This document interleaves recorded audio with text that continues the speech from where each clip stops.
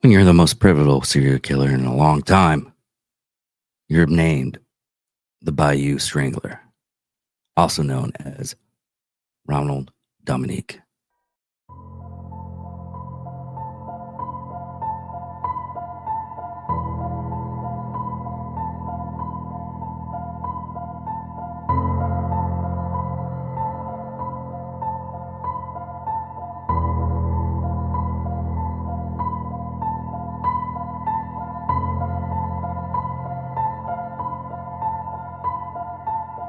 Ladies and gentlemen of all ages, boys and girls, thank you for tuning in to yet another episode of Angry Meat Production.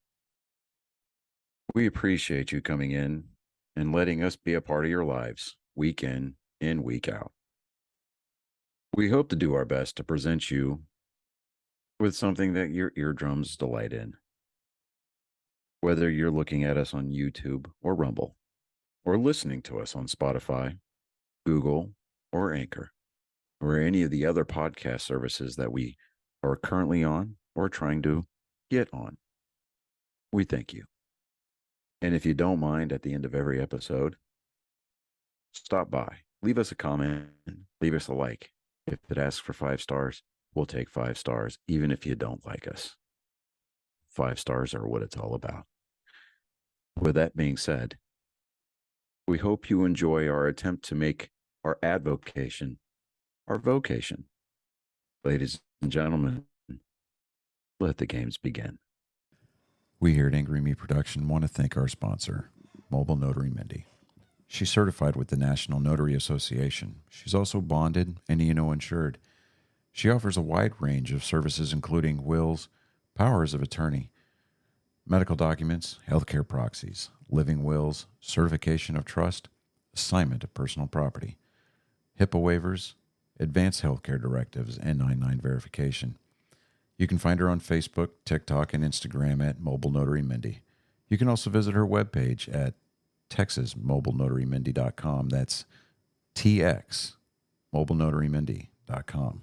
Thank you so much, and enjoy the show. Welcome, Angry Faithful. Today, we're going to go over Ronald Dominique, and it's a sad one, like always on these things. It's sick and demented, and that's what y'all people like. But let us begin.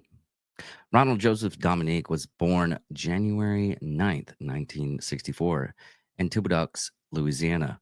The youngest of 6 children, his parents were poor laborers who lived in the trailer park located outskirts of the city.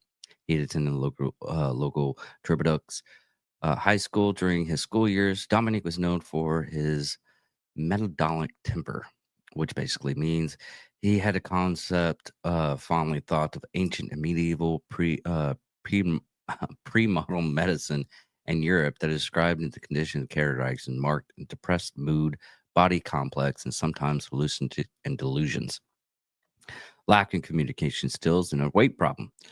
These, coupled with low self-esteem and poor health, made him a target for bullying. Despite singing in the school choir, Dominique was considered an unpopular social outcast since he did not play sports, didn't do drugs, or drink alcohol. Shortly before leaving school, Dominique discovered that he was gay and visited a local gay bar several times. However, some of his classmates seen him there, resulting in harassment. Dominique denied accusations of being homosexual. He graduated high school in 1983. Because of his family's financial circumstances, Dominique had lived out his child and adolescence in poverty. After leaving school, he attended the Nicole State University, where he studied computer science. However, he quickly lost interest and dropped out of school in the mid-90s.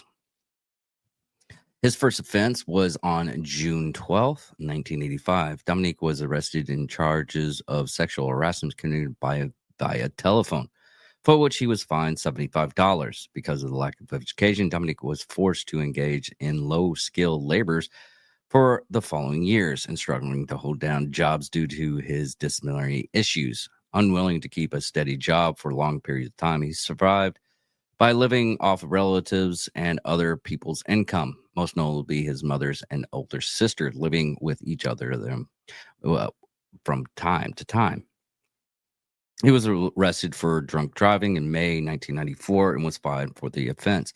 2 years later, on August 25th, 1996, a particularly naked male youth jumped out of the window of the residence of Dominique's sisters, where he was living at the time.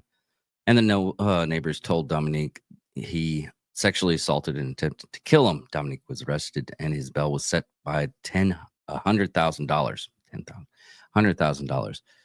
Then the case was transferred to the court, and the prosecutor's office was unable to locate the alleged victim or establish his identity, eventually resulting in the case being dismissed in November of that year. A man of small stature, Dominique later claimed to investigators that he was targeted and sexually assaulted by certain prisoners while incarcerated for this offense. On February 10th, 2002, Dominic was arrested again, this time for assaulting a woman in Thanborn Parish. Terborn? I think it's Terborn. I said that wrong. It happens. Terrebonne. Yeah, Terrebonne Parish during the Mardi Gras Festival. Ronald claimed that the woman had hit a baby stroller in one of the parking lots due to her dangerous driving, after which he began an argument with her, demanding an apology. After the woman apologized, he punched her in the face. just the fact that I was like, I demand an apology. You apologize. Good. Punch her in the face. He was charged, but the case was later dropped after an argument of reconciliation was reached between him and the woman with whom he had made amends. As a homosexual man, Dominique was unmarried and had no children, preferring to spend most of his free time in gay bars, often dressed as a singer, Patti LaBelle. Interesting choice. Of whom he was a great fan. Dominique was unable to establish a serious relationship and often looked down upon the local homosexual community. Good Lord. It's pretty bad. I'm sorry I'm laughing. I laugh at certain situations, but it's pretty bad that you're already getting yelled at because you're homosexual. In the bio, lots of change since then. And then the people that are homosexual don't even like you either. It just shows that how much he was probably out there. Anyways, Dominique's victims tend to be teenagers as men between 16 to 46, but not all of them were homosexual. Most of the victims were African American. He'd often meet them during walks or drives in his pickup truck, and as well in homosexual bars. During this, alluring them in with alcohol, drugs, housing, and group sex with his supposed girlfriend. After successfully convincing the potential victims, Dominique would lure them into his trailer where he would overpower them, bind them subsequently, and sexually assault them. You know what? They said he had like small stature and everything. Let's see I don't have his bio of how big he was. According to the investigators, Dominic then strangled them, loaded their bodies in the back of his truck, and dumped them in remote rural areas in one of 6 nearby parishes. Now, Louisiana is, they use the word parish for counties, just to FYI. The murders begun in July 1997, with Dominique's first confirmed victim being a 19-year-old African-American man named David Mitchell. He was picked up while hitchhiking alone from his grandmother's house after attending a relative's birthday party. His body was found July 14th in a ditch alongside the highway, near a wooded area in St. Charles Parish. 2 days after he was last seen, forensic research showed that there was ditch water in David's lung, but no trace of physical trauma, drugs, or alcohol. His death was initially ruled as an accidental drowning. However, Mitchell's father insisted that his son was an excellent swimmer and he had been murdered. Since the water level was low and the fact that Mitchell's trousers had been lowered to his ankles when found, after Dominique's later confession, the deceased relatives denied that he was homosexual, using drugs, or had financial troubles. Dominique next two murders were taking place in the St. Charles Parish. The first was in December 1997 when he strangled 20-year-old Gary Pierre, who had recently been arrested for drug trafficking. His body was found in the fully clothed with no signs of physical trauma or drugs found in his system. The second killing was occurred in July 31st, 1998, when he killed 38-year-old Larry Ranson, a drug-addicted vagrant. Vagrant's another person for a person of low income or homeless. Ransom was the first victim subject to bondage by Dominique. In early October 1998, Dominique met 27-year-old Oliver LeBanks in Metairie. After his arrest, he claimed that the drug-addicted LeBanks offered him sexual services in exchange for money, after which Dominique had sex with him, then beat him and strangled him. LeBanks' body was later disposed of on the outskirts of Metairie, where it was found on October 4. During the autopsy, traces of Dominique's semen was found in Oliver's body. Relatives and friends of LeBanc later confirmed that he had only recently restored to leading a vagrant's life after he had been fired from his job for using drugs. In October 1998, he met a 16-year-old Joseph Brown in Keener and lured him into his truck, successfully to sell him crack cocaine.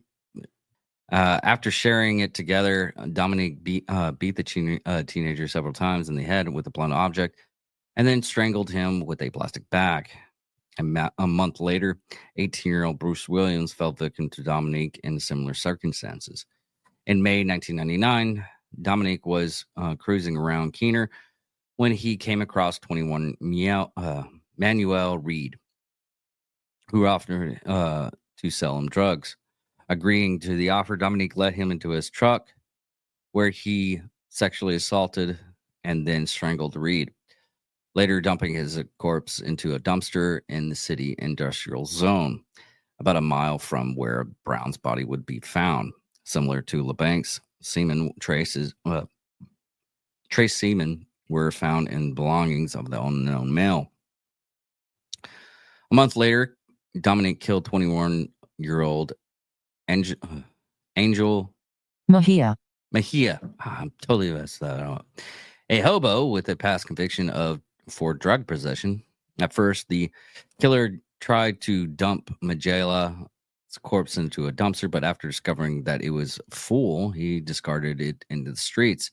After examining the corpse, the coroner concluded that the victim had been tied up with a rope prior to his death. While investigating the killings, law enforcement established that Mejia, Brown, and Pierre all knew and lived in close proximities of each other.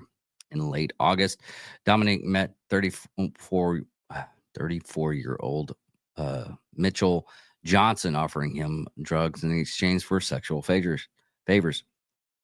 He then took Johnson to the forest outside of Metairie, where he tied, sexually assaulted, and strangled him.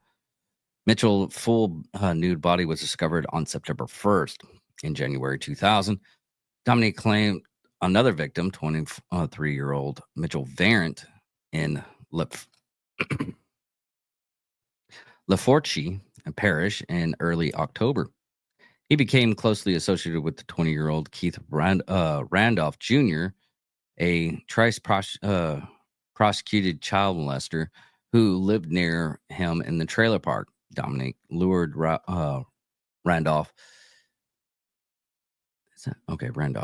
into his trailer, telling him that a girl wanted to have sex with him, and he then attacked and murdered him. The only one that the only one that I don't really care about is this one.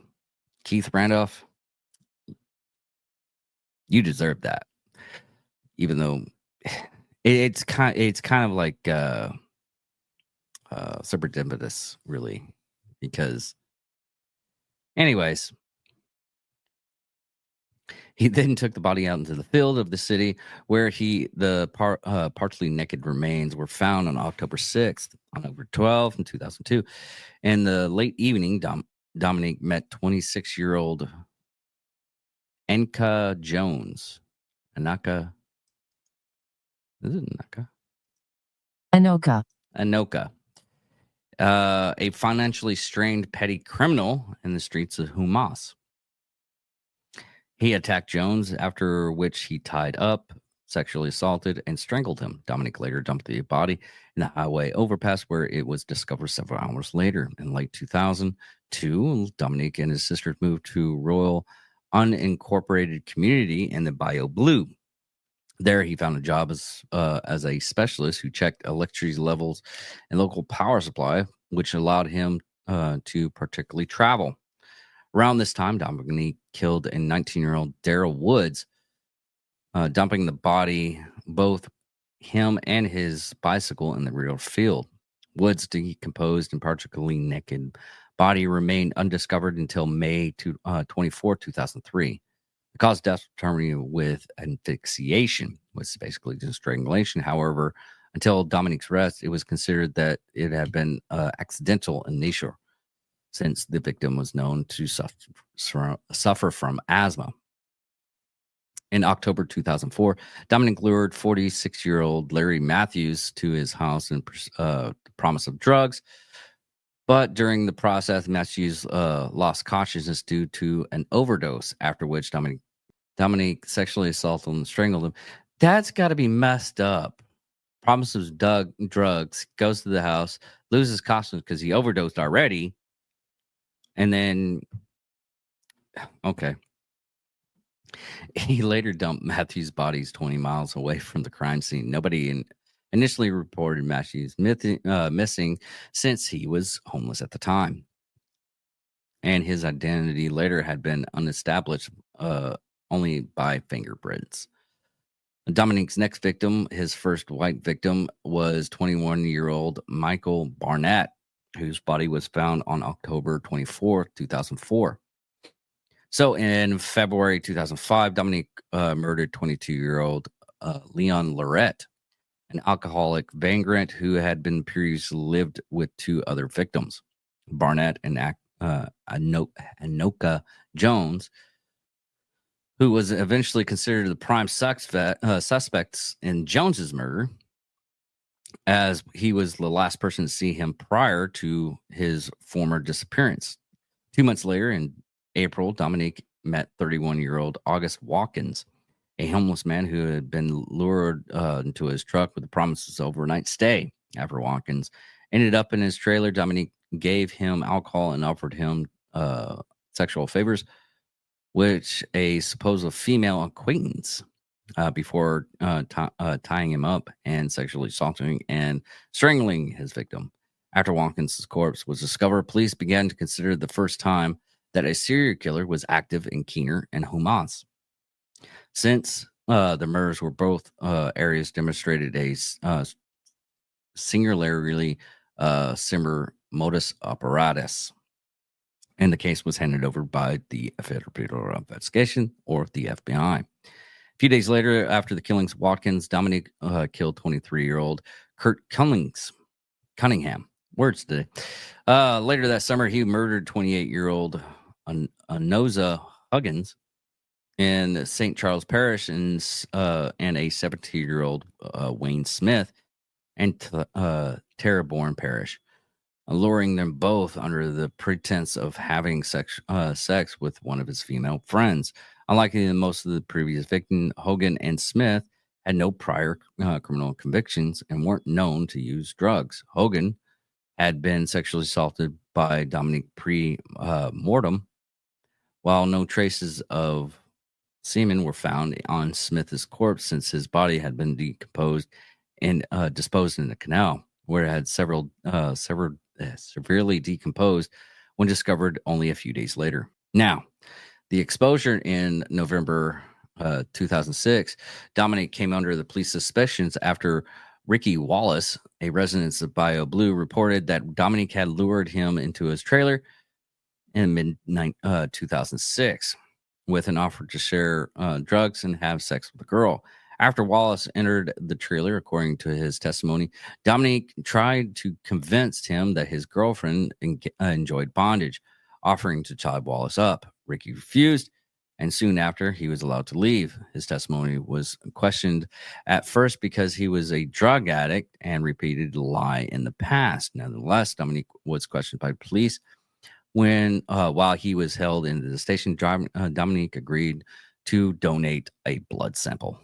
Over the next week, DNA testing matched Dominique's profile of what the exclusive killer who had left behind semen traces on the bodies of Oliver LeBancs and Manuel Reed, resulting in the arrest warrant. On December 1st, 2006, Dominique was arrested at a homeless shelter. After said arrest, he told police that he knew it was a matter of time before he was captured. So he was moved out of his sheltered house in order to not be inconvenience her. He moved out of his sister's house in order to not inconvenience her. One of the police stations, Dominique expressed his desire to cooperate with investigators and ready to confess to 23 murders, describing them all within detail. As a result, the charge was brought against him, however, and despite his confession, Dominique refused to admit guilt in the attack, like most serial killers do. They don't admit that they're guilty of these crimes. And treated similarly since he was just earning money. If the potential victims refused to do so, he would let them go without any harm. He's such a good guy, letting them go. The only one that actually nobody cared about was the one that was a freaking child molester. Considering his motives, Dominique claimed that he wanted to get rid of any witnesses as he was unwilling to serve a prison sentence again. According to him, after his 1996 arrest for sexual assault, he was strongly impacted and allegedly remained in consistent negative emotional state and began to show symptoms of mental disorder. Sorry, I don't like people like this. I don't like people that appalls me. Anyways, after the accepting the plea bargaining from prosecutors on September 24th, 2008, the court found Dominique guilty of all charges and sentenced him to 8 life sentences without parole. Dominique had avoided the death penalty by plea guilty to all charges and is incarcerated in Louisiana State Penitentiary. And he's still alive. He's around about 60 right now. But other than that, everybody, that is it. That is Ronald Dominique. Thank you all for listening. Thank you all for watching. Goodbye.